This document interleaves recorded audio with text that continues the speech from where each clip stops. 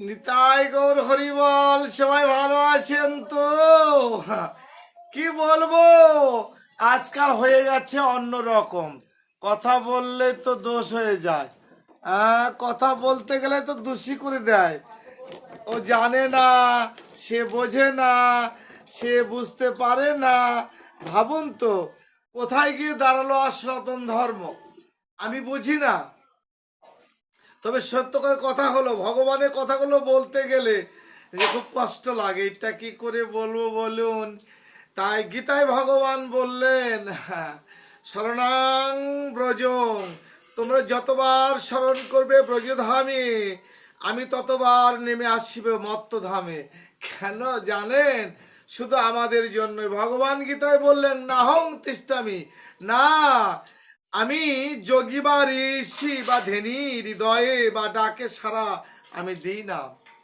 তাদের হৃদয়ে বসবাস আমি করি না, কেননা তারা সাধন ভজন করছে আমাকে নিয়ে, তারা বিভিন্ন ক্ষমতা প্রয়োগ করবে, তাই না? আর ভক্তের যে হৃদয়ের বাণী নয়ন জল প্রেম, এর ডাকে সারা কেন দেন আর তুষ্ট কেন হন? আছে অচলা ভক্তি আর প্রেম। দেখুন, ভগবান গৌরাঙ্গ মহাপ্রভুর যে অবতার লীলাগুলো বর্তমানে চলছে, একটু লক্ষ্য করে সবাই দেখুন।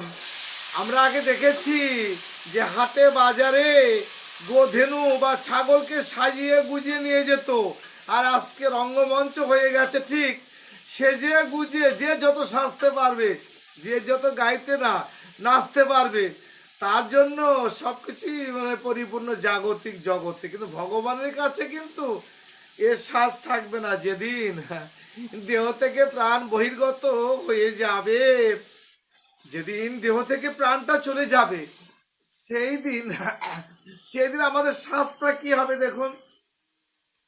জোট তিলক চন্দনের ফোঁটা, দু চারটা ফুলের মালা, গর্তি করে ফুল দিয়ে একটি মালা গেঁথে দিবে, সাদা একটা কাপড় দিবে, কোনো অলংকার থাকবে না। আর আজকে দেখুন ভগবানের লীলাগুলো চলছে, মনে হয় সেটা রঙ্গমঞ্চ।